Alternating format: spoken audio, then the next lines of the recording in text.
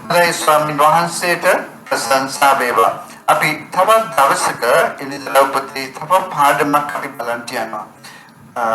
අද දවසේ අපි එළිදලා උපතේ 16 වෙනි පරිච්ඡේදයේ 12 වෙනි පදයේ සිට 6 වෙනි පාත්‍රය වැගිරවීම. එතන ඉඳලා අපි බලන්න යනවා.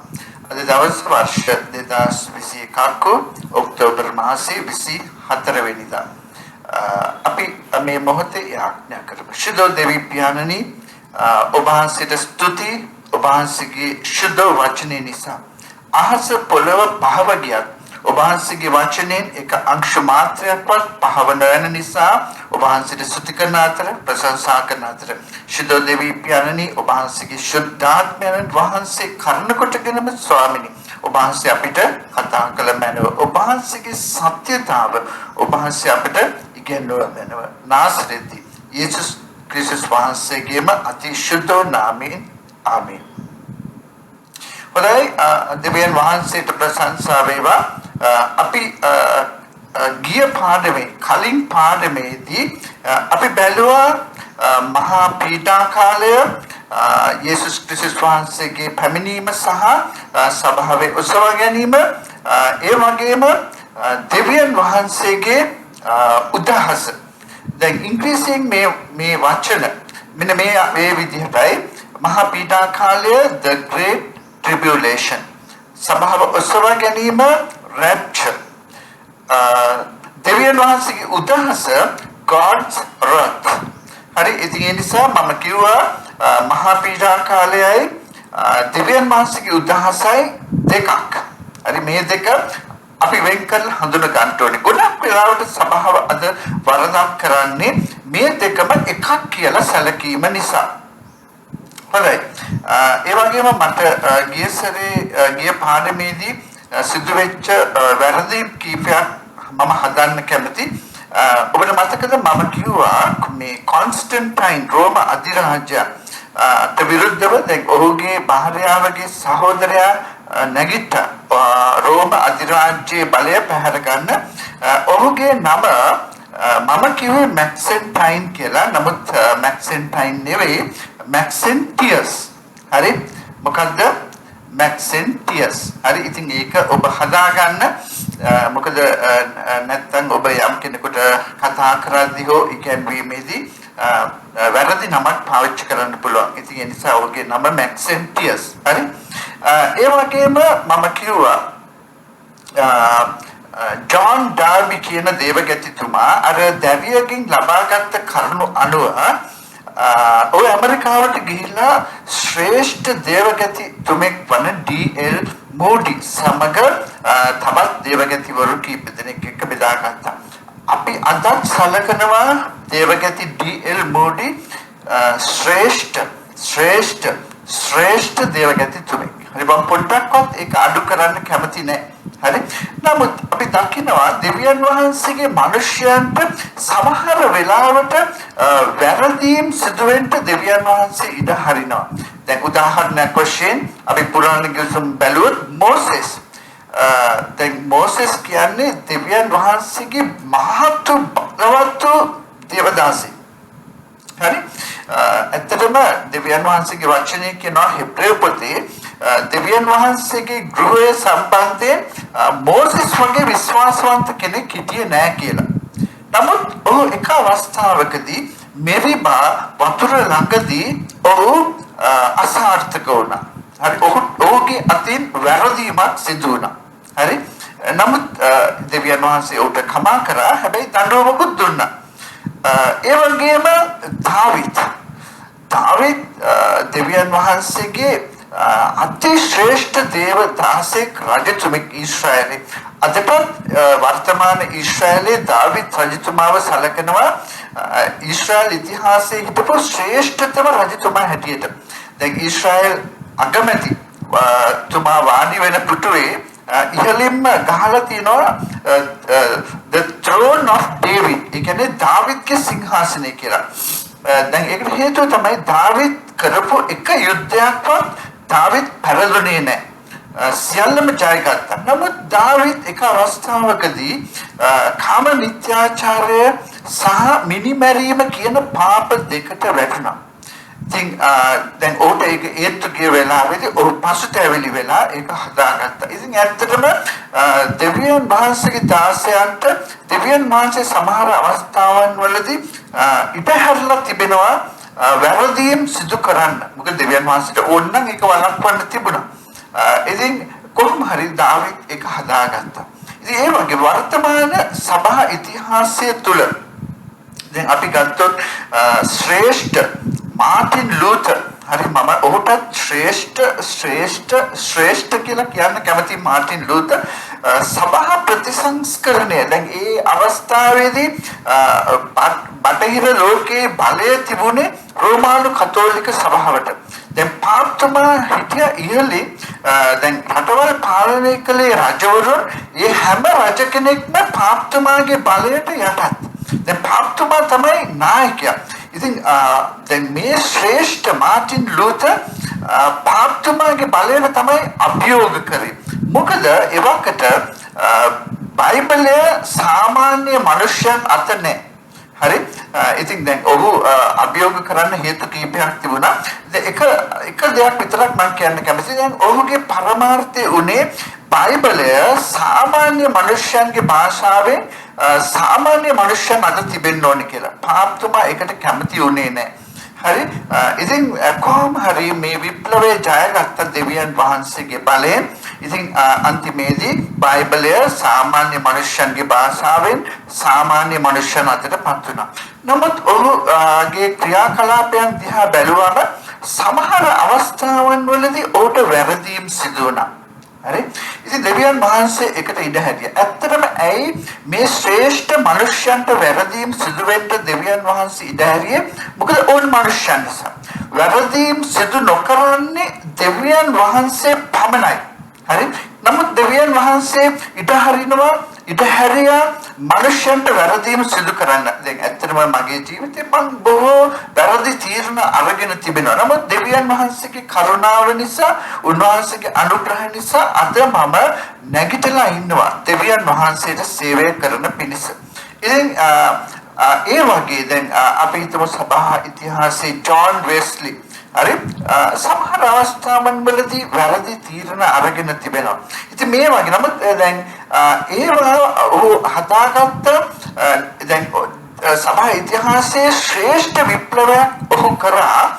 ඇත්තටම ඒ ශුද්ධකමේ සංවිධානය නැත්නම් the holiness movement කියලා දැන් ඒ ශුද්ධකමට සභාව පැමිණෙන පිණිස ඔහු විශාල මෙහෙයක් කරා. මම විශ්වාස කරනවා පෙන්තකොස්ත පිබිදීම ඇති වෙන්නේ 1900 මුල් ගණන් වල මේ ජෝන් වෙස්ලි සභාව තුළ ක්‍රියාත්මක කරපු මේ ශුද්ධකමේ සංවිධානය නිසා දැන් සභාව ශුද්ධයි. හරි ඇත්තටම සභාවේ දේව බය තියෙනවා. ඉතින් මේ වගේ නමුත් ඔහුගේ අතින් සිදුවන වැරදීම් තියෙනවා. ජෝන් කැල්වින් හරි දැන් ඔහු ඇත්තටම ශ්‍රේෂ්ඨයි. මට ඔහුටත් ශ්‍රේෂ්ඨ කියලා කියන්න කැමති. සභා ඉතිහාසයේ ඔහු විශාල මෙහෙයක් කරලා තිබෙනවා. දැන් ඔබ දන්නවද ලෝකයේ ධනවත්ම රට දැන් ඒක පුද්ගල ආදායම අතින් වැඩිම ඒක පුද්ගල ආදායමක් ඇති රට තමයි ස්විට්සර්ලන්තය. ඉතින් දැන් ජෝන් කැල්වින් ඔහුගේ ප්‍රතිසංස්කරණ ක්‍රියාව කරේ ස්විට්සර්ලන්තයේ ජිනීවස් වල සිට. ඉතින් අද දැන් ස්විට්සර්ලන්තයේ තමයි හොඳම බැංකු තියෙන්නේ. හොඳම මේ රිස්ක් වටර්ස් නැත්නම් අත්අඩංගුව තියෙන්නේ. ඒ වගේම හොඳම සමාජ සේවය තියෙන එක තමයි රතුකුරුස් හමුදාව.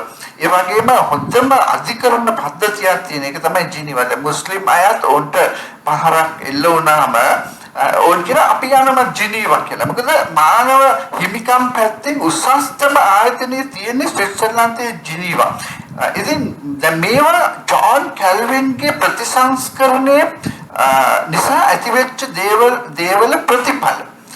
ඉතින් නමුත් ඔහුගේ අතින් වෙච්ච වැරදීම් තියෙනවා. හරි ඉතින් ඒ නිසායි මම කිව්වේ ඩීඑල් මෝඩිව මම පොඩ්ඩක්වත් අඩු කරන්න කැමති නැහැ. ඔහු ශ්‍රේෂ්ඨ නමුත් මම විශ්වාස කරනවා ඒ මහා පීඩා කාලයට පෙර ඔසවා ගැනීම සිදු වෙනවා කියන ඒ ඉගැන්වීම සඳහා දැන් ඔහු තමයි ප්‍රධාන වශයෙන් දායකත්වය දුන්නේ. ඉතින් ඒක ඔහුට සිදුවෙච්ච වැරදීමක්. ඒ වගේම මම ඔබට තව කතාවක් කියන්න කැමතියි. ඔබ අහලා තියනවාද මේ මෑත කාලීනව හරි දේවදාසෙක් හිටියා පාස්ටර් බැරි ස්මිත් කියලා. ඔහු නවසීලන්ත ජාතික දේවදාසෙක්. ඔහු ලංකාවට ආවා 1999 වර්ෂයේ සමා වෙන්න 1900 මට හරියටම මතක නැහැ. ඔය 1999ට පෙර වූ ආවේ. හරි. ඉතින් විශාල සම්මන්ත්‍රණයක් තිබ්බා දවස් 3ක කොළඹ. හරි. දැන් හැබැයි මේ වෙනකොට නම් ඔහු ස්වාමින් වහන්සේ වෙත ගිහිල්ලා දැන් ඔහු ඒ කාලේ ලෝකේ දැන් අවසාන කාලයේ සිදුවීම් ගැන උගන්වන සහ පොත් බොහෝ ගණනක් ඔහු ලියලා තියෙනවා. ඉතින් මේ අවසාන කාලය ගැන ඔහු ගොඩාක් උනන්දුව හිටියා. ඉතින් ඔහු ශ්‍රේෂ්ඨ දේවදාසෙක්. හරි. දැන් ඉතින් ඔහු මේ ගැන සමහර දේවල් වල පොර බදිනකොට දැන් ඔහු කියනවා මේ උදාහරණය ඔහුගේ නිවසේ තවසක් යාඥා කරමින් ඉන්නකොට දැන් ඔහු ඇහවලු දැන් ඉහළ බලලා ස්වාමිනී ඔබ වහන්සේ එන්නේ කවදද කියලා. දැන් ඔහු මතයක් දරුවා මෙන්න මෙහෙම එදා යේසුස් ක්‍රිස්තුස් වහන්සේ දැනගෙන හිටියේ නෑ උන්වහන්සේ කවදද එන්නේ කියලා. දැන් මොකද යේසුස් වහන්සේම කියවනේ ඒ දවස මනුෂ්‍ය පුත්‍රයාවත් ස්වර්ගයේ ඉන්න දේවදූතයන්වත් දන්නේ නැහැ. ස්වර්ගයේ ඉන්න පියාණන් වහන්සේ විතරයි දන්නේ කියලා.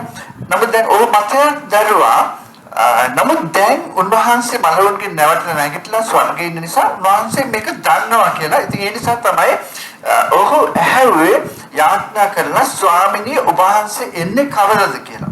හරි. එතකොට මේ ඒ කාමරේ ඉහළින් ඔහුට හඬක් ඇසුණලු ඔබ කියවන්න ලූක් 17:26 සිට. හරි. දැන් අපි බලමු මොකක්ද ඒ එතන තියෙන මේ බයිබල් පදය කියලා බයිබල් වචන ටික කියලා. හරි ලූක් 17:26 සිට. හරි එතකොට දැන් මම මේක කලින් කීප වතාවක් මම කියලා තියෙනවා. නමුත් මම මේක කියවන්න කැමතියි මොකද මේක ඉතාම වැදගත් දෙයක් නිසා. හරි ලූක් 17:26 තවද නෝවාගේ දවස්වලදී වූවක් මෙන්ම මනුෂ්‍ය පුත්‍රයාගේ දවස්වලදීත් වන්නේය. නෝවා නැවට ඇතුළු දවස් දක්වා මනුෂ්‍ය කමින් බොමින් සරණ පාවා ගනිමින් සරණ පාවා දෙමින් සිටියෝය. ජලගල්ම පැමිණ ඔවුන් සියල්ලන්ම විනාශ කළේය. ලොත්ගේ දවස්වලදීත් එසේම වූවේය. ඔවුන් කමින් බොමින් මිලයට ගනිමින් විකුණමින් වවමින් ගොඩනගමින් සිටියෝය. නමුත් ලොත් සොදොම්හි සිට පිටත්ව ගිය දවසේ අහසෙන් ගිනි සහ ගෙන්දකම් බැස සියල්ල විනාශ කළේය.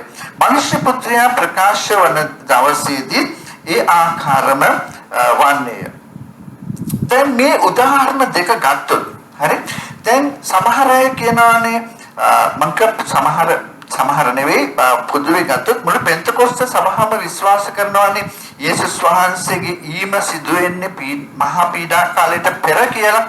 හරි එතකොට දැන් ඒ අය කියනවා මහා දැන් පීඩා කාලය තුලදී හරි දැන් ඕන් කියන්නේ දැන් මහා පීඩා කාලයට පෙර යේසුස් වහන්සේ ඇවිල්ලා දැන් ඒක රහසිගත වීම දැන් යේසුස් වහන්සේගේ ඊම දෙකක් හැටියට ඕන් දානවා. දැන් පළවෙනි එක තමයි රහසිගත වීම. ඒ කියන්නේ මහා පීඩා කාලයට පෙර. හරි යේසුස් වහන්සේ ඇවිල්ලා සභාව සෝරනවා කියලා. ඊට පස්සේ මහා පීඩා කාලයේ තුරදීත් ඒ බොර්ගයාගේ සලකුණ ගන්නේ නැතුව මරණයටපත් වෙලා ඕන්ට පුළුවන්කම ලැබෙනවා කියලා ස්වර්ගයට යන්න. හරි දැන් ඒක මේ උදාහරණ දෙකත් එක්ක ගැලපෙන්නේ නැහැ. ඒ දැන් නෝවා සහ පවුලේ අය නැවට ඇතුල් වීම සමහර ඔසවා ගැනීම නම් හරි ජලගැල්ම මහා පීඩා කාලයේ නම් හරි දැන් නෝවාගේ කාලේ ජලගැල්මේදී කිසිවෙක් ඉතුරු වුණේ නැහැ. එහෙනම් මහා පීඩා කාලය තුලදී ඒ කියන්නේ මුර්ගයාගේ සලකුණ ගන්නේ නැතුව මේ මරණයට පත් වෙලා ස්වර්ගයට යන්න පුළුවන් කියන එක මේකත් එක්ක ගැලපෙන්නේ නැහැ. හරි? ලොක්ගේ සිද්ධියත් එක්ක ගැලපෙන්නේ නැහැ. හරි මොකද දැන් ඒ නිසා තමයි මම කිව්වේ ඒක මහා පීඩා කාලේ නෙවෙයි. හරි? ඒ කියන්නේ සබාව ඔසව ගන්නේ මහා පීඩා කාලයට පෙර නෙවෙයි. දෙවියන් වහන්සේගේ උදහසට පෙර දැන් නෝවාගේ ජලගැල්මේදී කිසිවෙක් ඉතුරු වුණේ නෑ වගේම ලොත්ගේ සොදොමෙන් සහ ගොමෝරා වලින් ඕන් එළියට ආවම කිසිවෙක් ඉතුරු වුණේ නෑ වගේම දෙවියන් වහන්සේගේ උදහසේදී කිසිවෙක් ඉතුරු වෙන්නේ නෑ. දැන් ඒක හරියටම මේ උදාහරණයට ගැලපෙනවා. නෝවාගේ කාලය සහ ලොත්ගේ කාලය සම්බන්ධව තිබෙන උදාහරණයට. ඉතින් ඒ නිසා සබාව ඔසව ගන්නේ මහා පීඩා කාලයට පෙරයි කියන ඉගැන්වීම ඉතින් මේකට ගැලපෙන්නේ නැහැ. ඉතින් සබාව ඔසව ගන්නේ මහා පීඩා කාලයට පසුව. හරි? ඊට පස්සේ සබාව ඔසව ගත්තට පස්සේ දෙවියන් වහන්සේගේ උදහස දැන් මම ඔබට කිව්වා දෙවියන් වහන්සේගේ උදහස භයානකයි මහා පීඩා කාලයට වඩා. හරි? ඉතින් ඇත්තටම දැන් මුල් සභාවේ හිටපු වැඩිමහල්ලෝ හරි සභාව සූදානම් කරේ පීඩාවේදී ශක්තිමත්ව ඉන්න මරණය ඉදිරියේදී පවා යේසුස් වහන්සේව ප්‍රතික්ෂේප කරන්න එපා. යේසුස් ක්‍රිස්තුස් වහන්සේව ප්‍රතික්ෂේප කරන්න එපා. ඒ කියන්නේ ඔබ පීඩාවේදී ඔබ ශක්තිමත් වන්න, ධෛර්යමත් වන්න. දැන් පළවෙනි කොරින්ති 10:31 කියනවා පළවෙනි කොරින්ති 10:13 කියනවා මේක ඔබ මතක තබා ගත යුතු බයිබල් පදයක්. මනුෂ්‍ය විසින් ඉසිලිය හැකි පරීක්ෂාවක් මිස අනෙකක් නුඹලාට පැමිණුනේ නැත. නමුත් දෙවියන් වහන්සේ විශ්වාස කෙනෙක්ය. උන්වහන්සේ නුඹලාගේ පුළුවන්කමට වඩා නුඹලා පරීක්ෂා කරනු ලබන්ට ඉඩ නොදී නුඹලාට පරීක්ෂාව ඉවසිය හැකි වන පිණිස ඒ සමග ගැලවෙන මාර්ගයක් සාදා දෙනසේක. දැන් මම මෙහෙම කියන්න කැමතියි. හැමෝටම මහා පීඩා කාලයේ තුලින් යන්න වෙන්නේ නැහැ. හරි? මම දන්නේ ඒක කොච්චර ඈතයිද කොච්චර ළඟයිද කියලා. සමහර වෙලාවට අපේ ජීවිත කාලයෙන් එහා වෙන්න පුළුවන් මහා පීඩා කාලයේ තිබෙන්නේ. නමුත් දැන් සමහර වෙලාවට ඒක ළඟ නම් දැන් දෙවියන් වහන්සේ දන්නවා අපිට දරන්න පුළුවන් ප්‍රමාණය මොකක්ද කියලා. එතකොට දැන් මහා පීඩා කාලයට පෙර ස්වභාවික මරණයක් තුළින් දෙවියන් වහන්සේ අපව ගන්න පුළුවන්. එතකොට අපිට මහා පීඩා කාලය තුළින් යන්න වෙන්නේ නැහැ. මොකද අපිට උසුලන්ට බැරි පරීක්ෂාව දෙවියන් වහන්සේ අපට එන්න දෙන්නේ නැහැ. හරි මේක පොරොන්දුවක් දෙවියන් වහන්සේගෙන්. ඒ නිසා ඔබ මහා පීඩා කාලයට බය වෙන්න එපා. හරි දැන් මම නිතර කියනවා මේ කොරෝනා වලට ඔබ බය වෙන්න එපා. හරි දැන් මාස දෙකකට විතර කලින් මට කොරෝනා හැදුනා. මම ඊට කලින් ඇත්තටම කිව්වා මේ කොරෝනා වලට බය වෙන්න එපා. දෙවියන් වහන්සේ මොනවාද උන්වහන්සේගේ දරුවන්ව ආරක්ෂා කරනවා. හරි නොබේ කෝඩාරමට කිසි වසංගතයක් ලං නොවන්නේ කියලා මම ධෛර්යමත්ව කිව්වා. නමුත් දැන් මට කොරෝනා හැදුනම දැන් ඇත්තටම ඇයි කොරෝනා හැදුනේ? දැන් මගේ ජීවිතයේ තිබුණා යම් අඩුපාඩු. ඉතින් ඒවා හදාගන්න පිණිස මොකද මම ආරෝග්‍ය ශාලාවේ දවස් 10ක් හිටියා. දෙවියන් වහන්සේ මට පැහැදිලිවම කතා කරා මගේ ජීවිතයේ අඩුපාඩු උන්වහන්සේ පෙන්වුම් කරා. හරි ඒවා හදාගන්න කියලා. සමහර ඒවා දැන් උඩඟුකම සම්බන්ධව හරි දැන් සමහරලාට මම හිතුවේ නෑ ඒවා උඩඟුකම කියලා. නමුත් ඒවා උඩඟුකම. ඉතින් අර අමාරු තත්වයක් යටතේ යනකොට තමයි හරියටම අපේ දුර්වලකම් පේන්නේ. ඉතින් ඒ නිසා සමහර වෙලාවට දෙවියන් වහන්සේ ඊට අරිනවා අමාරුකම් තුලින් යන්න. ඉතින් මට ඒ ආරෝග්‍ය ශාලාවේ ඇත්තටම කිව්වොත් ඒ දවස් 10 ගෙවිලා ගියා මම දන්නේවත් නැතුව. මොකද දෙවියන් වහන්සේගේ අභිමුඛත්වයේ මම හිටියේ. හරි ඉතින් දෙවියන් වහන්සේ මට කතා කරා පැහැදිලිවම. ඉතින් ඒවා මම හදාගත්තා. ඉතින් ඇත්තටම දෙවියන් වහන්සේට ස්තුතියි 10 වෙනි දවසේ ටිකට් කපනකොට මම සුවයි. හරි ඉතින් අද වෙනකොට මම හොඳටම සුවයි. හරි පුදුම ශක්තියක් තියෙනවා. මම දන්නේ ඒ කියන්නේ අර කලින් තිබුණු ශක්තියට වඩා ශරීරයේ ශක්තියක් තියෙනවා වගේ මට තේරෙනවා. හරි ඒක යේසුස් ක්‍රිස්තුස් වහන්සේගේ ජීවනය. යේසුස් ක්‍රිස්තුස් වහන්සේගේ ශක්තිය.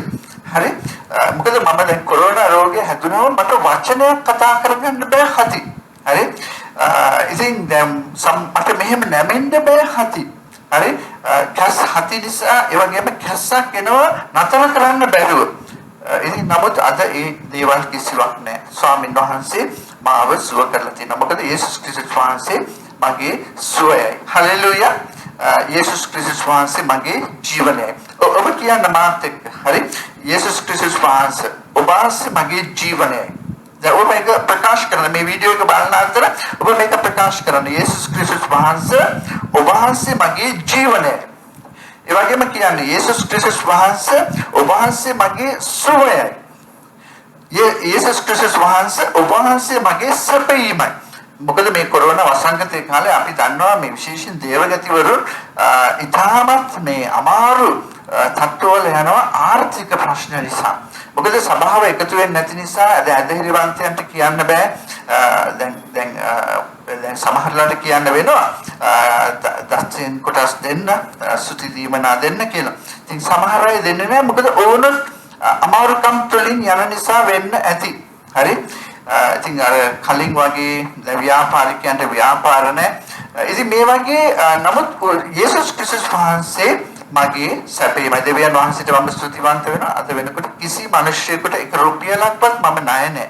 මේ ආර්ථික අමාරුකම් තිබුණත් ඉතින් ඒක දෙවියන් වහන්සේගේ දිව්‍ය සැපේම. ඉතින් ඒ නිසා දැන් උන්වහන්සේට ස්තුතිවන්ත වෙනවා. දැන් මම තව දෙයක් ඔබට පෙන්වන්න කැමතියි. දැන් එලිතව පොතෙන්ම දැන් මහා පීඩා කාලය පසුව තමයි ඔසවා ගැනීම තිබෙන්නේ කියලා. දැන් අපි පෙරලගමු පළවෙනි කොරින්ති 15 වෙනි පරිච්ඡේදයට. හරි පළවෙනි කොරින්ති 15 වෙනි පරිච්ඡේදයට දැන් මුලින්ම කියනවා පළවෙනි කොරින්ති 15:20 නමුත් ක්‍රිස්තුස් වහන්සේ මලවුන්ගේ නැගිට සිටින සේක්මය. උන්වහන්සේ සතපි ඉන්නන්ගේ නාඹුල් ඵලය. ඒ කියන්නේ යේසුස් ක්‍රිස්තුස් වහන්සේ තමයි පළවෙනි වරට මහිමාන්විතව නැගිටවනු ලැබුවේ. හරි මලවුන්ගෙන් නැවත නැගිට්ටේ. හරි ඒ නිසා තමයි මේ නමුත් ක්‍රිස්තුස් වහන්සේ මලවුන්ගෙන් නැගිට සිටින සේක්මය. උන්වහන්සේ සත්‍යපි ඉන්නන්ගේ නාඹුල් ඵලය. දැන් ගොඩක් වෙලාට මේ යේසුස් වහන්සේගේ මරණය ගැන මලවුන්ගෙන් නැවත නැගිටීම ගැන චිත්‍රපටි හදලා තියෙනවා. හරි දැන් ඔබ ඒව දිහා බලලා මෙහෙම තමයි උනේ කියලා විශ්වාස කරන්න එපා. දැන් මම නිතර කියන දෙයක් තමයි ඔබට යේසුස් වහන්සේව දකින්න ඕනේ නම් දකින්න පුළුවන් එකම විදිහ දෙවියන් වහන්සේගේ වචනෙන් පමණයි. වෙන විදිහවලින් ඔබ යේසුස් වහන්සේව දකින්න යන්න එපා. රූපවල ඉන්නේ යේසුස් වහන්සේ නෙවෙයි. ඔය පිළිමවල ඉන්නේ යේසුස් වහන්සේ නෙවෙයි. ඔය චිත්‍රපටි හදලා තියෙන්නේ යේසුස් වහන්සේගේ වචනය අනුව නෙවෙයි. අර මෑත කාලේ ඉඳව ඔබට මතක ඇති මේ Passion of Christ කියලා චිත්‍රපටයක් ආවා. ඒ වචනය අනුව ඒක සසඳුවා නම් ගොඩක් වැරදි හොයාගන්න පුළුවන් ඒ චිත්‍රපටියේ. ඒ කියන්නේ දේ වචනයට එකඟ නැති දේවල්. එතකොට දැන් ඒ චිත්‍රපටියේ පෙන්වන්නේ කොහොමද? යේසුස් වහන්සේ මලවුන්ගෙන් නැවත නැගිටින්නේ නිර්වාත්ව. දැන් යේසුස් වහන්සේ නිර්වාත්වද මලවුන්ගෙන් නැවත නැගිට්ටේ? නෑ. දැන් ඒ උන්වහන්සේව මේ භෞතික රෙදි වලින් ඔතලා තිබුණා. හරි නමුත් දැන් උන්වහන්සේ නැවත නැගිටිනකොට උන්වහන්සේට ලැබෙනවා මහිමාන්විත ඇඳුමක්. හරි එතකොට උන්වහන්සේ මලවුන්ගෙන් නැවත නැගිටින්නේ නිර්වාත්ව නෙවෙයි. හරි උන්වහන්සේ මලවුන්ගෙන් නැවත නැගිටින්නේ මහිමාන්විත වස්ත්‍රත් එක්ක. හරි හොඳයි හලෙලූයා. ඉතින් ඇත්තටම ඒක තමයි අපේ මලවුන්ගෙන් නැවත නැගිටීම. දැන් අපි මලවුන්ගෙන් නැවත නැගිටීමේදී අපිටත් ලැබෙන්නේ ඒ යේසුස් වහන්සේ මලවුන්ගෙන් නැවත නැගිට්ට ශරීරය. ඒක මහිමාන්විත ශරීරයක්. ඒක භෞතික නෙවෙයි. භෞතික සීමාවන් බලපාන්නේ නැහැ ඒකට. දැන් ඔබ දන්නවා යේසුස් වහන්සේ සමහර වෙලාවට දැන් ගෝලියෝ රැස් වෙලා දොරවල් වහගෙන ඉන්නකොට ඒක මැද්දට ආවා එකපාරට. ඊට පස්සේ ගෝලියොත් එක්ක කතා කරලා උන්වහන්සේ එහෙමම නොපෙනී ගියා. ඉතින් ඒ වගේ ශරීරයක් තමයි අපිටත් ලැබෙන්නේ අපේ ජීවිතයේ මලවුන්ගෙන් නැවත නැගිටීමේදී. දැන් පළවෙනි කොරින්ති 15 වෙනි පරිච්ඡේදයේ 51 වෙනි පදයේ මෙහෙම කියනවා. මෙන්න නුඹලාට රහසක් කියමි. අපි සියල්ලෝම නොසැතපෙන්නෙමු. නමුත් අන්තිම හොරණෑව පිබින කල මොහොතකින් ඇසිපිය හෙළන ක්ෂණයකින් අපි සියල්ලෝම වෙනස් කරනු ලබන්නෙමු. මක්නිසාද හොරණෑව පිබිනු ලබන්නේ එකල මලාහු නොදිරන ස්වභාවයෙන් යුක්තව නැගිටවනු ලබන්නේය අපිට වෙනස් කරනු ලබන්නෙමු. දැන් මේ බයිබල් පදය ගත්තොත් හරි දැන් මොකක්ද පෞල්තුමා කියන්නේ අපි හැම කෙනෙක්ම සැතපෙන්නේ නැහැ. හරි ඒ කියන්නේ මහා පීඩා කාලයට පෙර අපි හැම කෙනෙක්ම මරණයටපත් වෙන්නේ නැහැ. හරි නමුත් දැන් මහා පීඩා කාලය තුලින් අපි ගමන් කරත් සමහර අය ඒත් මරණයටපත් වෙන්නේ නැහැ. හරි ඉතින් දැන් මෙතන කියනවා යේසුස් වහන්සේගේ ඊම එතකොට ඊට පෙර තියෙනවා මහා පීඩා කාලය දැන් එතකොට ඒ අන්තිම හොරණෑව පිබිනකොට තමයි යේසුස් වහන්සේ එන්නේ එතකොට මොකක්ද වෙන්නේ ඇසිපිය හෙළන ක්ෂණයකින් අපි සියල්ලෝම වෙනස් කරනු ලබනවා. හරි දැන් අපි ඇඳගෙන ඉන්නේ භෞතික ඇඳ නමුත් අපිව වෙනස් කරනවා මහිමාන්විත ඇඳුම් වලට මහිමාන්විත ශරීර වලට. හරි ඒ වගේම යේසුස් වහන්සේ තුළ මලාව අය ප්‍රථම කොට නැවත නැගිටිනවා. දැන් අපිව වෙනස් කරනවා ඊට පස්සේ අපි දෙගොල්ලම ස්වර්ගයට ඔසවා ගන්නවා. හරි දැන් මේ නැවත නැගිටීම කීවෙනි නැවත නැගිටීමද? අදහිලිවන්තයන්ගේ කීවෙනි නැවත නැගිටීමද? මේක තමයි පළවෙනි නැවත නැගිටීම. මොකද මීට පෙර කිසිම නැවත නැගිටීමක් සිදු වුණේ නැහැ. මලවුන්ගේ නැවත නැගිට්ටේ යේසුස් වහන්සේ විතරයි. උන්වහන්සේ සතපි ඉන්නන්ගේ නාමල් ඵලය කියලා දේ වචනේ කියනවා. පළවෙනි කොරින්ති 15:20. මම කැමති මම මේකට ලෑස්ති වෙන්නේ නැහැ. නමුත් තෙසලෝනික පොතේ මේ දේම කියනවා. තෙසලෝනික පොතේ යේසුස් වහන්සේගේ ඊම ගැන පළවෙනි තෙසලෝනික 4:16 මක්නිසාද ස්වාමින් වහන්සේම මහත් ශබ්දයක්ද උත්තම දේවදූතයෙකුගේ හඬද දෙවියන් වහන්සේගේ හොරණෑ නාදයේද ඇතුව ස්වර්ගයෙන් බස්නාසේක. ක්‍රිස්තුස් වහන්සේ තුල මලාව අය පළමු කොට නැගිටින්නෝය. එවිට ජීවත්ව ඉතුරුව සිටින අපි එක විටම ඔවුන් සමග ස්වාමින් වහන්සේ සම්මුඛ වන පිණිස වලාකුළු වලින් අහසට ඇදගනු ලබන්නෙමු. මෙසේ අපි නිතරම ස්වාමින් වහන්සේ සමග සිටින්නෙමු. ඉන්නිසා මේ වචන වලින් එකිනෙකා සනසා ගනිලා. දැන් මේකම තමයි පළවෙනි කොරින්ති 15 වෙනි පරිච්ඡේදයේ කියන්නේ. හරි දැන් මොකක්ද සිදු වෙන්නේ? දැන් යේසුස් වහන්සේ ඒ උත්තම දේවදූතයෙකුගේ හඬත් දෙවියන් වහන්සේගේ හොරණෑ නාදයට ස්වර්ගයෙන් බහිනවා. යේසුස් වහන්සේ තුල මලාව අය පළමු කොට නැගිටිනවා. එවිට ජීවත්ව ඉතුරුව සිටින අපි ඕල් සමග ස්වාමීන් වහන්සේ සම්මුඛ වෙන පිණිස වලාකුළු වලින් අහසට ඇදගනු ලබනවා. හරි දැන් එතකොට අපි හැමෝටම විශ්වාස තුළ මලාව අයටත් ඒ දක්වා ජීවත්ව ඉන්න අයටත් හැමෝටම මහිමාන්විත ශරීර මහිමාන්විත වස්ත්‍ර ලැබිලා තිබෙන්නේ. හරි ඉතින් මේක තමයි මම කිය පළවෙනි කොරින්ති 15 වෙනි පරිච්ඡේදය කියන්නේ පළවෙනි නැවත නැගිටීම. ඒ කියන්නේ අදහිලිවන්තයන්ගේ පළවෙනි නැවත නැගිටීම. දැන් එළිදෙන පොතේ එක බයිබල් පදයක් ඔබට පෙන්වන්න කැමති. එළිදෙන පොතේ 20 වෙනි පරිච්ඡේදය. දැන් 20 වෙනි පරිච්ඡේදයේ 4 වෙනි පදය 4 සහ 5 තවද සිංහාසන දුටිමි ඔහු එහි හිඳගත්ෝය විනිශ්චයද ඔවුන්ට දෙන ලද්දේය. තවද යේසුස් වහන්සේගේ සාක්ෂිය නිසාද දෙවියන් වහන්සේගේ වචනේ නිසාද හිස් කපා දමනු ලැබුවන්ගේද මුර්ගයාටවත් ඔහුගේ රූපයටවත් නමස්කාර නොකළා වූ උගේ සලකුණ තමන්ගේ නලල්වලවත් අත්වලත් නොලැබුවා වූ තනත්තන්ගේද ආත්මයන් දුටිමි. ජීවත්ව ක්‍රිස්තුස් වහන්සේ සමග අවුරුදු 1000ක් රජකම් කළෝය. මලාව් අය අවුරුදු 1000 කෙලවර වනතුරු ජීවත් නොවනෝය. මේ වනාහි පළමුවෙනි නැවත නැගිටීම. දැන් මේක පළවෙනි නැවත නැගිටීම නම් හරි. දැන් මේක සිදු වෙන්නේ කොයි වෙලාවෙද?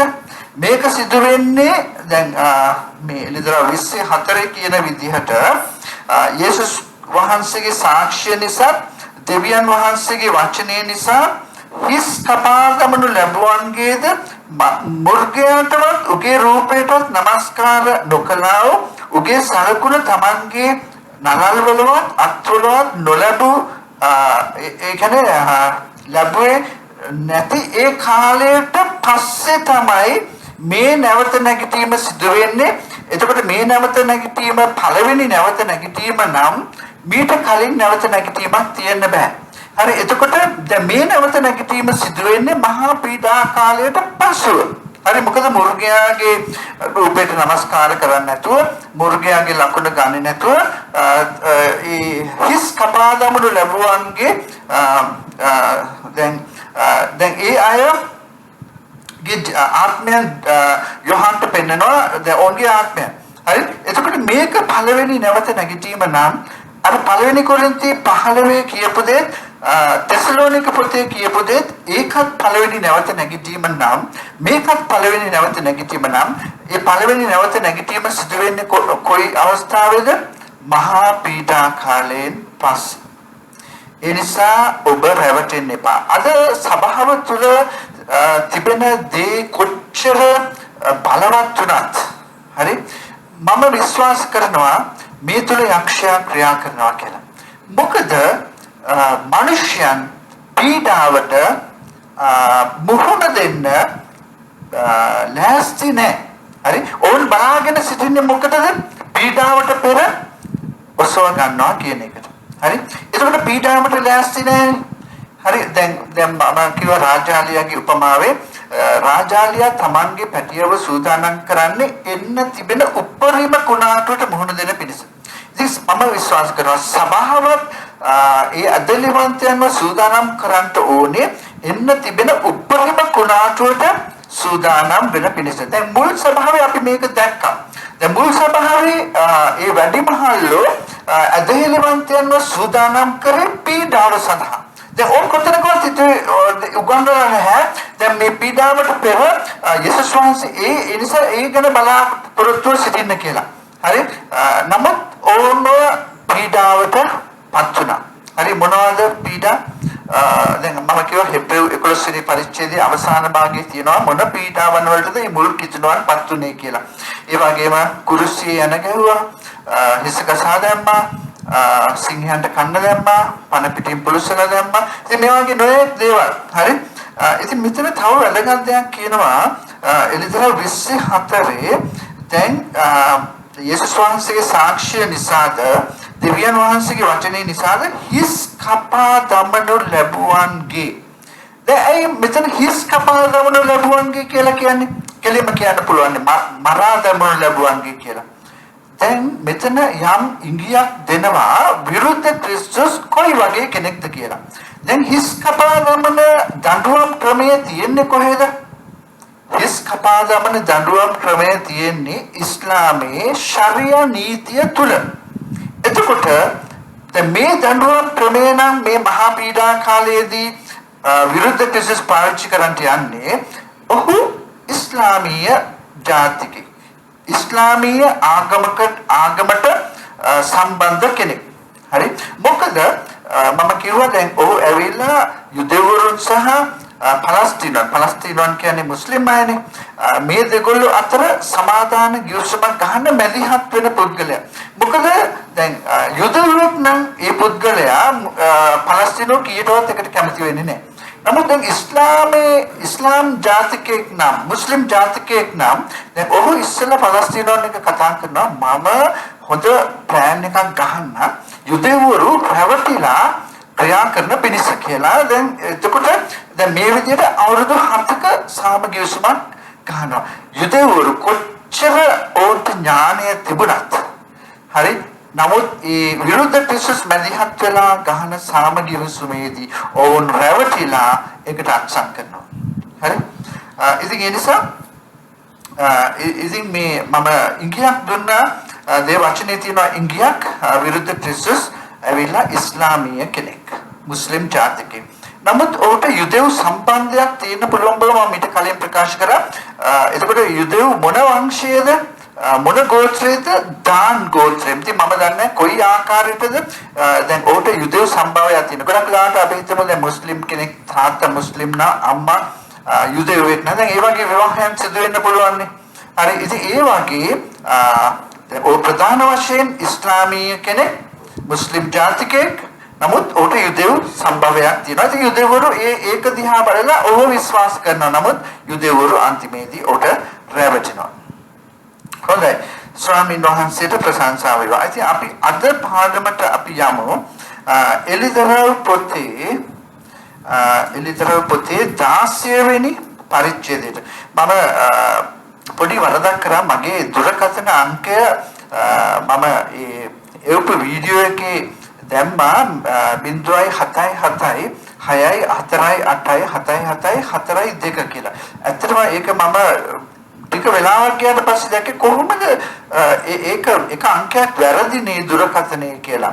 හරි ඉතින් ඒක ඔබ නිවැරදි කරගන්න මගේ දුරකථන අංකය 0.77 648 7743 හරි ඉතින් නැවතත් මම කියන්නම් 0.77 648 7743 ඒ වගේම මට මොබිටෙල් අංකයක් තියෙනවා. ඉතින් ඔබට මොබිටෙල් දුරකථනයක් නම් තියෙන්නේ ඒකෙන් ගන්න පුළුවන් 0.71 948 7743 හරි ඉතින් මේ දුරකථන අමතුම් දෙකකින් ඔබට මේ ගැන තව දුරටත් විස්තර දැනගන්න ඕනේ නම් දැන් ඔබට තවත් තර්කයක් තිබෙනවා නම් මාත් එක්ක කතා කරන්න ඔබට කතා කරන්න පුළුවන්. හොඳයි. සම්මානසිත ප්‍රශංසා වේවා. අපි බැලුවා මම දැන් නැවතත් කියන්න කැමතියි මේ දෙවියන් වහන්සේගේ උදහසේ පාත්‍ර අති භයානකයි. හරි? මහා පීඩා කාලයට වඩා. හරි? දැන් මහා පීඩා කාලයේදී ඒ කියන්නේ දෙවියන් වහන්සේගේ ශුද්ධ වූ සෙනඟ ඒ කියන්නේ සභාව ඒ වගේම යේසුස් වහන්සේ පිළිගත් ඊශ්‍රායල් වරු හරි යුදෙව්වන් හරි පරාදමනවා. ඉතින් සමහර අය මම දන්නේ කොහොමද කියලා ඒ කාලය තුල ඒ කියන්නේ මුර්ගයාගේ ලකුණ ලබා ගන්න නැතුව ඉතින් ඒ යේසුස් වහන්සේගේ ඊම දක්වා ඔවුන්ට පුළුවන් වෙනවා දෙවියන් වහන්සේගේ ආරක්ෂාව තුළ පවතින්න මැරෙන්නේ නැතුව. හරි ඉතින් දැන් එතකොට දැන් මේ මහා පීඩා කාලේ ඊට පස්සේ දෙවියන් වහන්සේගේ උදහස. දැන් ඇත්තටම දෙවියන් වහන්සේගේ උදහසට නම් ඔබ අහු වෙන්න එපා. දෙවියන් වහන්සේගේ උදහසට හසු වෙන්නේ මුර්ගයාගේ ලකුණ ලබා ගත්ත අය. මුර්ගයාට নমස්කාර කරපු අය. ඕන්ට මේ මහා පීඩා කාලය තුල කිසි ප්‍රශ්නයක් නැහැ. හැම දෙයක්ම තියෙනවා. ගන්න මිලේට ගන්න විකුණන්න.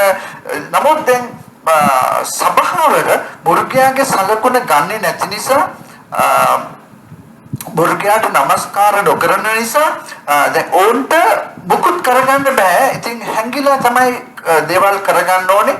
මම කිව්වා සමහරකට පියා පුත්‍රයාව පාවා දෙනවා. පුත්‍රයා පියාව පාවා දෙන මුර්ගයාගේ ලකුණ ගත්තේ නැති නිසා. ඉතින් ඒ වගේ කාලයක් මිනිස්සු තමන්ට විතරයි ප්‍රේම කරන්නේ. තමන්ගේ පුත්‍රයාටවත් ප්‍රේම කරන්නේ නැති කාලයක් ඒක. හරි? ඉතින් දැන් අපි බලමු දැන් මේ පාත්‍ර මේක දෙවියන් වහන්සේගේ උදහස කෙලවර වෙන පාත්‍ර. දැන් මම කිව්වා දැන් අපි දැක්ක එලිදරව් පොතේ මුලින්ම තියෙනවා මුද්‍රා 7ක්. හරි? ඊට පස්සේ හොරණ 7ක්. ඊට පස්සේ පාත්‍ර 7ක්. මේක දැන් මේ හොරණ 7 තියෙන්නේ මම විශ්වාස කරන විදිහට. මොකද මම සමහර වෙලාවට මගේ මතය කියන්න කැමති නැහැ. හරි නමුත් දැන් මෙතනදී අපිට ඉස්සරහට යන්න ඕන නිසා ඒක මම කියන්න මේ මුද්‍රා 7 ඇතුලේ තිබෙන්නේ. හරි දැන් ඒක කොතනින් කොතනටද සම්බන්ධ වෙන්නේ කියන එක නම් මගෙන් අහන්න එපා. ඒක මමත් දන්නේ නැහැ. හරි නමුත් පාත්‍ර 7 තියෙන්නේ අවසානයේට. දැන් මං කිව්වා මුද්‍රා හතේ හත්වෙනි මුද්‍රාවේ ස්වර්ගයේ නිශ්චලතාවයක් ඇති වෙනවා කියලා. ඒ නිශ්චලතාවය යේසුස් ක්‍රිස්තුස් වහන්සේ දැන් දේවචනේ කියනවා උන්වහන්සේගේ සියලුම දේවදූතයන් සමගයි පොළොවට එන්ට යන්නේ සභාව පිළිගන්න පිණිස.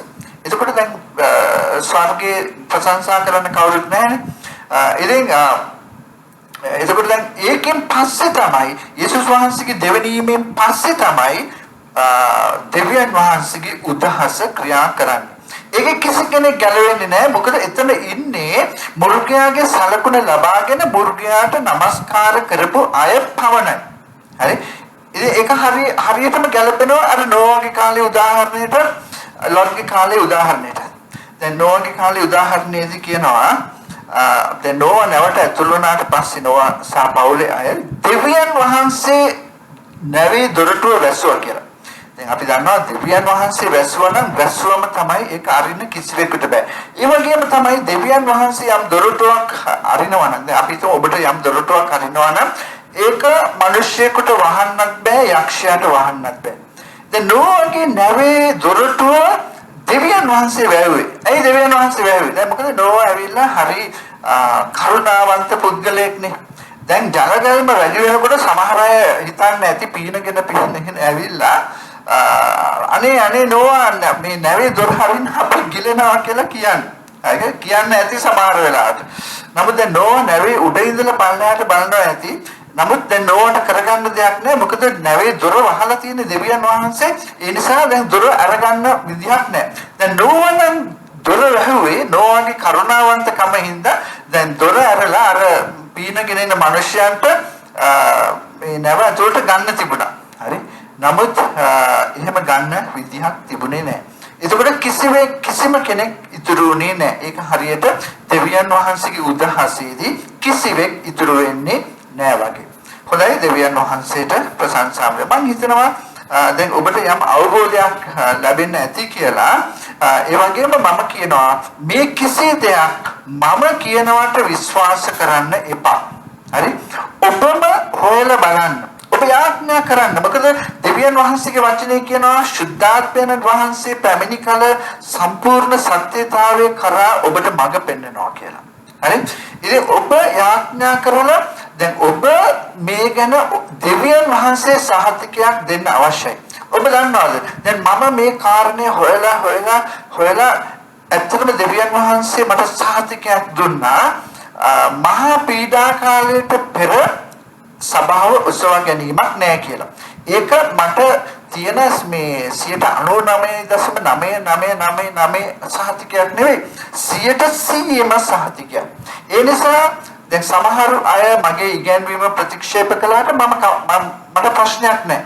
හරි මොකද දෙවියන් වහන්සේ මට 100%ක් සහතිකය දීලා තියෙනකොට දැන් සභාව ඊට ප්‍රතිවිරුද්ධව මහා පීඩා කාලයට පෙරයි ඔසවගන්නේ කියලා විශ්වාස කරාට දැන් මම කියන දේ ජනප්‍රිය නැහැ. හරි මිනිස්යන් පිළිගන්නේ නැති වෙන්න පුළුවන්. මාව ප්‍රතික්ෂේප කරන්න පුළුවන්. නමුත් ඒක මට ප්‍රශ්නයක් නැහැ. මොකද හේතුව දෙවියන් වහන්සේ මට සහතිකයක් දීලා තිබෙන නිසා. හරි ඒක ජනප්‍රිය වුණේ නැතත් මිනිස්යන් මාව පිළිගත්තේ නැතත් මගේ ඉගැන්වීම ප්‍රතික්ෂේප කරතත් මට කිසිම ප්‍රශ්නයක් නැහැ. මොකද දෙවියන් වහන්සේ මාව කැඳෙව්වේ මිනිස්යන් ප්‍රසන්න කරන්න නෙවෙයි දෙවියන් වහන්සේ ප්‍රසන්න කරන්න. මොකද මට හරි ලේසි මිනිස්යන් ප්‍රසන්න වෙන විදිහට මහා පීඩා කාලයට පෙර ඔසවා ගන්නවා කියලා කියන්න. මොකද ඒකනේ පෙන්තකොස් සභාව විශ්වාස කරන්නේ. හරි එතකොට ඒකෙන් ජනප්‍රිය වෙන්න පුළුවන්. හරි සල්ලි උපය ගන්නත් පුළුවන් වීඩියෝ කරලා විකුණලා. හරි මොකද නමුත් මහා පීඩා කාලයට පස්සේ යොසව ගැනීම තියෙන්නේ කියන එක ජනප්‍රිය නැහැ. හරි දැන් මම කිව්වා සභාවේ අවුරුදු 1830ක් මේ ඉගැන්වීම තිබුණේ නැහැ. ඒ මොකද්ද මහා පීඩා කාලයට පෙරයි ඔසවා ගැනීම තියෙන්නේ කියලා. මොකද ඒ කාලේ ඔක්කොම අවුරුදු 1830ක් වෙනතුරු සභාව විශ්වාස කරේ මහා පීඩා කාලයට පසුයි ඔසවා ගැනීම තියෙන්නේ කියලා. හරි ඉතින් දැන් ඒක ආපු විදිහක් ප්‍රශ්නයක් නේ. මේ පුංචි ගෑනු ළමයෙක් තුලින් මොකද මේ ගෑනු ළමයා ගැන ඇගේ ආත්මිකත්වය ගැන කිසිම සඳහනක් නැහැ සභා ඉතිහාසයේ. ඊට පස්සේ දැන් ඒ ගෑනු ළමයෙක් තුලින් දැකපු දර්ශනයක් තුලින් ඒ ජෝන් ඩාබි කියන දේවගතිතුමා ඒක අරගෙන දැන් එංගලන්තයේ අය නම් විශ්වාස කරේ නැහැ මොකද ඒ වගේට සභාව විශ්වාස කරන්නේ මහා පීඩා කාලයට පසුවයි යේසුස් වහන්සේගේ ඊම තියෙන්නේ කියලා. ඉතින් ඔය ඇමරිකාවට ගියාම ඇමරිකාවේ දේවගතිවරු තමයි දැන් ඔහොම පිළිගත්තේ. ඉතින් ඒක ජනප්‍රිය වුණා ඇමරිකාවේ. ඒකට හේතුව තමයි විශේෂයෙන් ඇමරිකානෝ සුඛෝපභෝගී ජීවිත ගත කරන නිසා ඕන් පීඩාවට කැමති නැති නිසා පීඩාවෙන් බේරිලා අපිට ස්වර්ගයට යන්න පුළුවන් කියන එක මනුෂ්‍ය අතර ජනප්‍රියයි. ඒක මනුෂ්‍යයන් කැමතියි ඒක. මොකද පීඩාවට කවුරුත් කැමති නැහැනේ. ඒතර එක කකුලක් මේ ලෝකේ තියන් ඉන්න අනිත් කකුල දේව රාජ්‍ය තියන් ඉන්නවා. හරි එහෙම කරන්න බෑ. දෙවියන් වහන්සේ අපිව කැඳවලා තියෙන්නේ එහෙම දෙයකට නෙවෙයි. ඔබ කකුල් දෙකම එක තැන තියලා හිට ගන්න අවශ්‍යයි. හරි? ඉතින් ඒ නිසා මම කියන නිසා පිළිගන්න එපා. ඔබ යාඥා කළා ඔබ සොයලා බලන්න.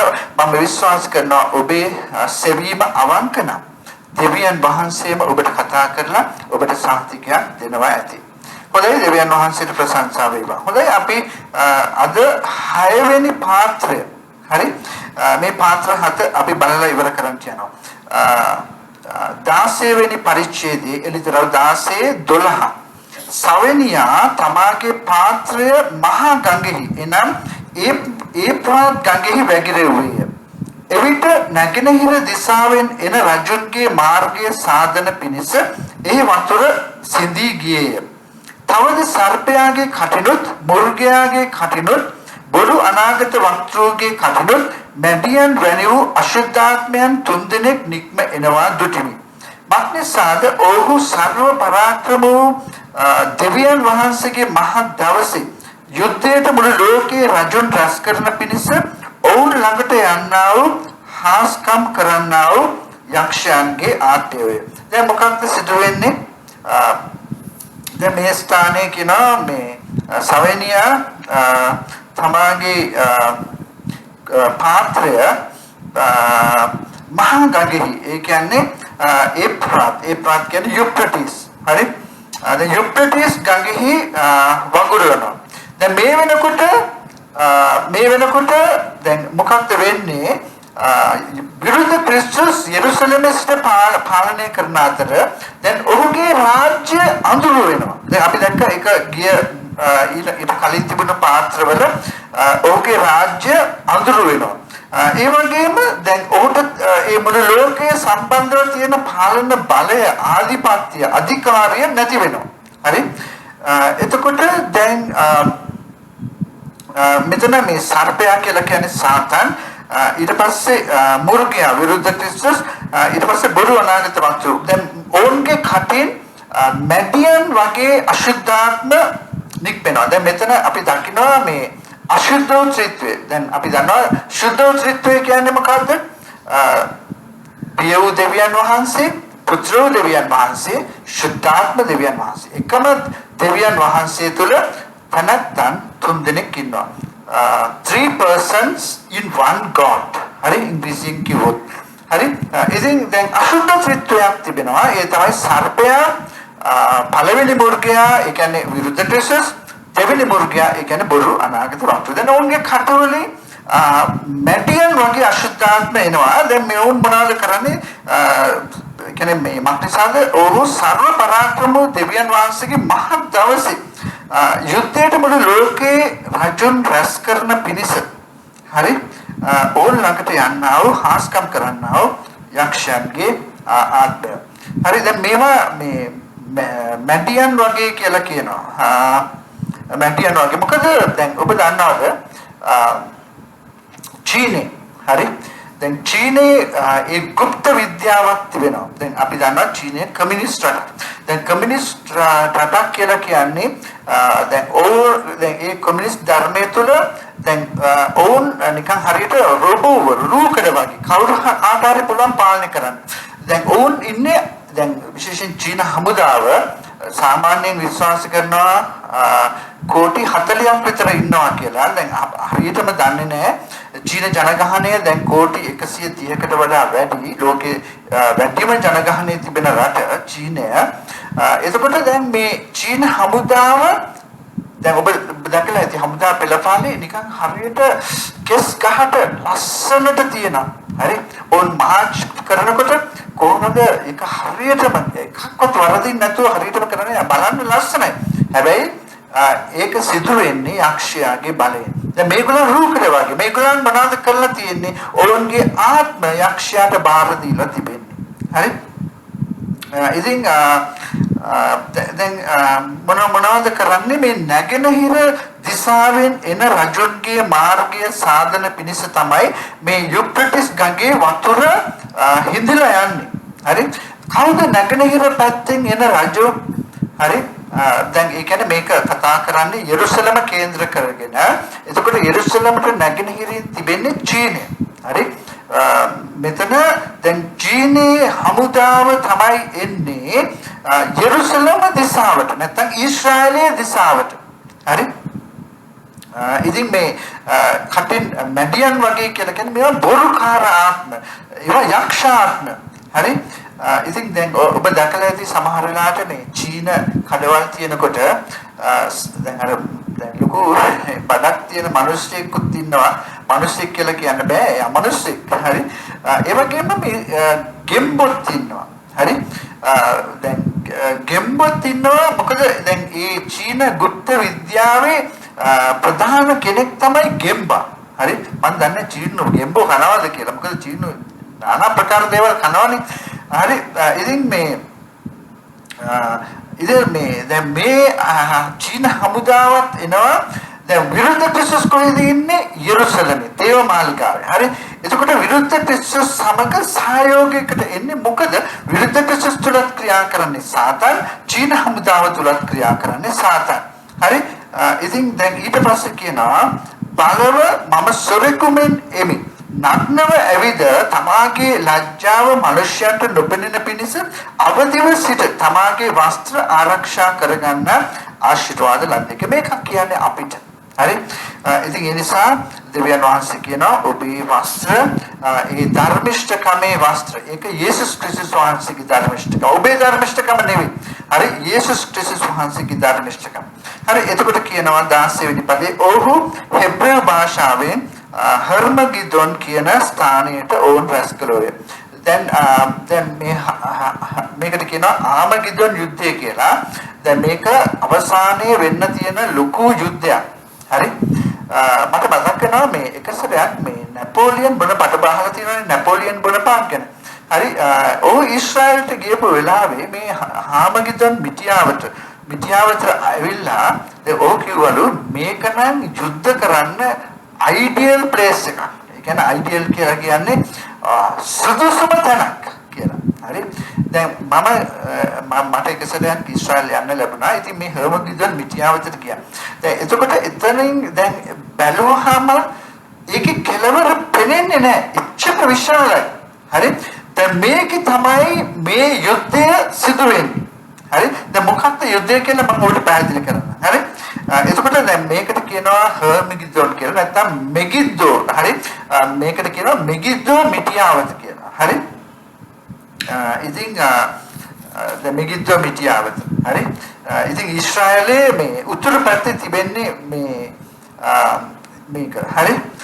ඊට පස්සේ දේවචනේ කියනවා 17 සත්වෙනියාද තමාගේ පාත්‍රය ආකාශයේ වැగిරෙව්වේ එවිට නිම උනේයයි කියන මහත් හඬක් දේවමාලිගාව තුලින් සිංහාසනයෙන් නික්මුණේය. විදුලිද ශබ්දද ගර්ජනාද මහත් භූමිකම්පාවක්ද විය. පොළවේ මිනිසයන් සිටිදා පටන් එපමණ මහත් වූ භූමිකම්පාවක් උනේ නැත. ඒ මහත් නුවරද තුන් කොටසකට බෙදෙන ලද්දේ ජාතින්ගේ නුවරවල් වැටුණේ දෙවියන් වහන්සේගේ උදහසේ සරකම නැමැති මුද්‍රික පාන කුසලාන මහත් බැබිලෝනියට දෙන පිණිස දෙවියන් වහන්සේ ඉදිරියේ සිහි කරනු ලැබුවාය. සියලු ද්වීපය පලා ගියෝය, කඳුද නොපෙනී ගියෝය, අහසෙන් ගල් වර්ෂාවක්ද මිනිසයන් පිටට වැස්සේය. එක ගල තලෙන්තයක් පමණ බරය මිනිස්සු ගල් වර්ෂාවේ පීඩාව නිසා දෙවියන් වහන්සේට අපහාස කළෝය. මක් නිසාද එහි පීඩාව ඉතා මහත්ය. දැන් මම මීට කලින් පාඩම් වලදී කිව්වා දෙවියන් වහන්සේ යුද්ධ කරන දවසට අහසේ හිම ගබඩා තබා තිබෙනවා. අහසේ ගල්වැසි ගබඩා තබා තිබෙනවා කියලා. හරි? ඉතින් දෙවියන් වහන්සේ දැන් ඒක හරියට දැන් අපි දන්නවා විද්‍යාත්මකව පැහැදිලි කරොත් ඔය විශ්වයේ පුරා කියන්නේ ප්‍රමිනේ වෙමින් තිබෙන ඇස්ටරොයිඩ්. ඉතින් මේවා කියන්නේ ගල් මේවා ඝට්ටණය වෙලා හරි ගල් විදියට පොළොවට පතිත වීම. හරි? ඉතින් දැන් මෙතනින් මේ පාත්‍ර හත වගුරලා ඉවරයි. දැන් අපි පොඩ්ඩක් බලමු මේ 11 වෙනි පරිච්ඡේදයේ හෙබ්‍රෙව් මේ එලිදරව 11 වෙනි පරිච්ඡේදයේ 18 වෙනි පදය. ජාතිහු උදහස් වූය. ඔබගේ උදහසද මලවුන් විනිශ්චය කරන කාලයද ඔබ ස්වකීය මෙහෙකරු ප්‍රොපේතවරුන්ට ශුද්ධවන්තයන්ට ඔබගේ නාමයට බය වෙන ලොකු කුඩා තනත්තන්ට විපාක දෙන්නා වූ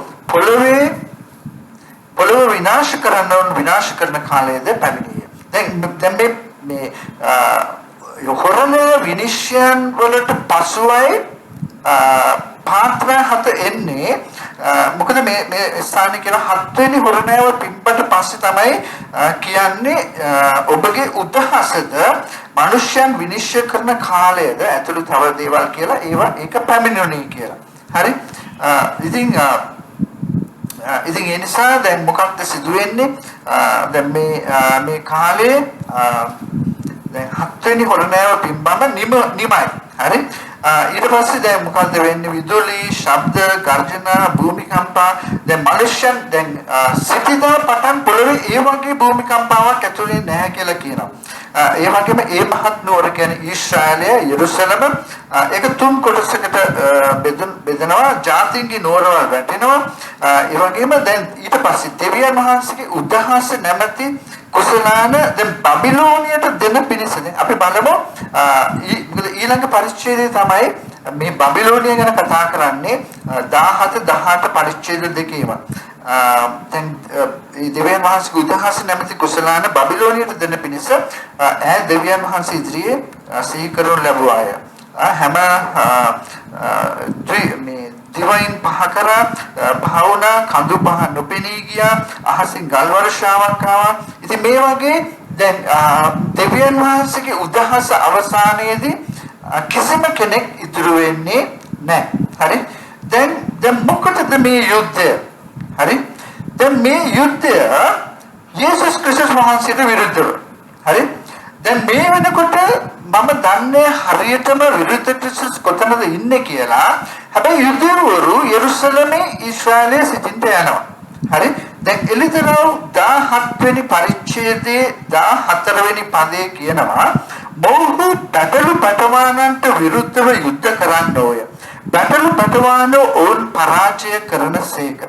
මක්නිසාද උන්වහන්සේ ස්වාමින් වරුන්ගේ ස්වාමින් වහන්සේ රජවරුන්ගේ රජුරුවෝය.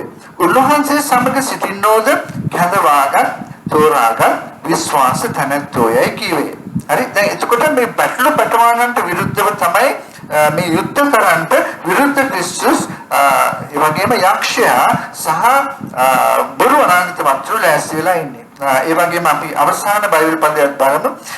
එලිදරව් 19 එසානේ කියන අශ්වය පිට වැඩහුන් තනන් වහන්සේට උන්වහන්සේගේ සේනාවටත් විරුද්ධව යුද්ධ කිරීමට මුර්ගයාද පොළවේ රජවරුන්ද ඔවුන්ගේ සේනාවන්ද රැස්ව සිටිනවා දුටිමි. දැන් අපිට නම් මේක විහිළුවක් වගේ. හරි? යේසුස් ක්‍රිස්තුස් වහන්සේට විරුද්ධව යුද්ධ කරලා ජය ගන්න පුළුවන්ද? දැන් උන්වහන්සේ කොහොමද ජය ගන්නේ? උන්වහන්සේගේ මුඛයේ එක වචනයකින්. හරි? හලෙලූයා. මොකද උන්වහන්සේගේ වචනය බලවන්තයි. ඉතින් උන්වහන්සේ වචනයක් කියන්නේ. හරි? එතකොට මොකද්ද මේ අන්තිමට වෙන්නේ? දැන් ඔබට ඊළඟ පාඩම් කරනකොට තේරෙයි මුර්ගයාත් ඒ වගේම බොරු අනාගත වස්තුත් අල්ලලා ගිනිවිලට දානවා. ඉතින් මේකේ කෙලවර තමයි එලිදරව් 20 වෙනි පරිච්ඡේදයට එනකොට තමයි යක්ෂයාවත් අල්ලලා ගිනිවිලට දාන්නේ. හරි? ඉතින් ඒ නිසා යේසුස් ක්‍රිස්තුස් වහන්සේ රජවරුන්ගේ රජ, උන්වහන්සේ ස්වාමිවරුන්ගේ ස්වාමීන් වහන්සේ. ඉතින් අපි උන්වහන්සේගේ දාසයෝ. හලෙලූයා.